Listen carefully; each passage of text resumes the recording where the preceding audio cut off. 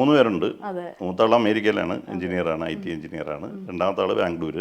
മൂന്നാമത്തെ മോളാണ്. എനിക്കൊരു സുഖമില്ലാത്തൊരു കുഞ്ഞുണ്ട് എനിക്ക്. അപ്പോൾ അവർ 3 പേരാണ് മക്കളായിട്ട് പോകുന്നത്. അപ്പോൾ നമ്മളിങ്ങനെ ഇടയ്ക്ക് വെച്ചിട്ട് കുറച്ച് ന്യൂസസ് ഒക്കെ ഇങ്ങനെ ഞങ്ങളിപ്പോൾ ഒന്ന് സെപ്പറേറ്റഡ് ആയിട്ടിരിക്കുകയാണ്. ഒഫീഷ്യലായിട്ടില്ല, സെപ്പറേറ്റഡ് ആയിട്ട്. അതെ, ഒഫീഷ്യൽ ആയിട്ടില്ല എന്നിങ്ങനെ എടുത്തു പറയുമ്പോഴും നമുക്കിങ്ങനെ എന്താ ഒരു പാച്ചപ്പ് അങ്ങനെയൊക്കെ മനസ്സിലുണ്ടോ? ഞാൻ പറഞ്ഞില്ലേ, അതും ഒരു പാച്ചപ്പിനുള്ള സാധ്യത വളരെ കുറവാണ്.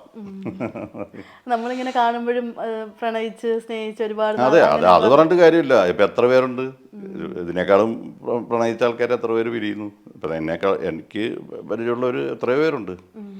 അത് നമ്മുടെ ഓൾ ഇൻ ദ ഗെയിം, അത്രേ ഉള്ളൂ. ഇപ്പോൾ അത് പിന്നെ ഒരു ഫാഷനായല്ലോ.